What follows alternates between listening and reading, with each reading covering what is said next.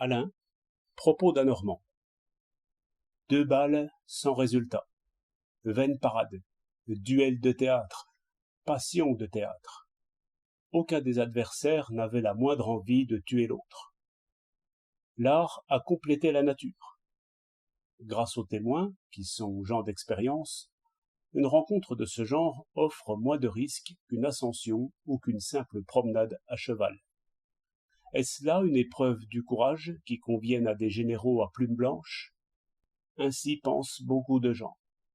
Et si réellement ce jeu rituel n'est qu'un jeu, s'il ne répond point à des passions homicides, s'il est imposé par la mode et la tradition, comme la coupe d'un vêtement ou la forme d'un chapeau, alors ils ont raison. Mais les passions sont des faits. Il y a des hommes qui aiment jusqu'à se tuer, qui haïssent jusqu'à tuer les autres. Ceux qui ne reconnaissent pas les lois de l'honneur vont tout droit au but. Ils bondissent sur l'adversaire. Les curieux font cercle autour d'eux. Souvent, une colère contagieuse gagne les spectateurs. D'autres, en pleine rue, ouvrent le feu sur leur ennemi et blessent les passants.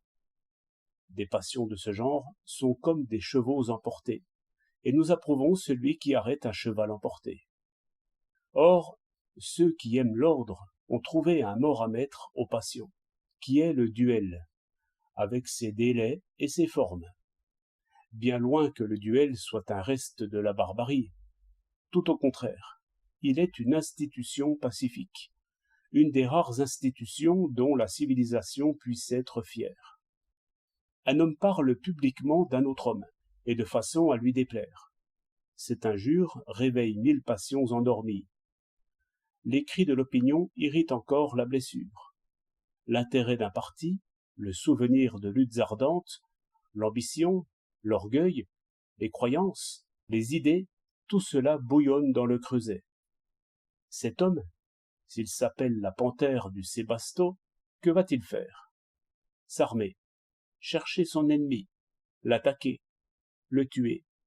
Et voilà un crime, funeste en lui-même, funeste par l'exemple qu'il donne, par les excuses qu'on y trouve, par le désordre qu'il provoque et nourrit. Mais les civilisés ont trouvé un merveilleux moyen de maîtriser cette bête enragée. Comme on entasse des matelas autour d'un fou, ainsi ces médecins de la colère sèment les obstacles inertes sur le chemin de la vengeance. Ils disent à l'homme irrité, « Oui, vous vous vengerez, oui, vous vous baignerez dans son sang. Attendez seulement un peu. Votre noble colère n'est pas de celle qu'une nuit apaise. » Et pendant que notre héros se nourrit l'imagination de combats sans merci, les témoins entrent en conférence, choisissent les armes et les distances, usent en ces discussions le peu de colère qu'ils éprouvent. Cependant, l'intéressé, que la règle condamne à l'inaction et au silence, use ses forces contre lui-même et revient à la pression normale. Alors, après un jour ou deux, on lui met un pistolet dans les mains. Feu! 1, 2, 3. La règle l'occupe même pendant le combat. Le projectile bourdonne dans les feuillages, comme une abeille, sans nuire à personne. Soyons justes. 2 balles sans résultat, c'est un résultat. 13 août 1906.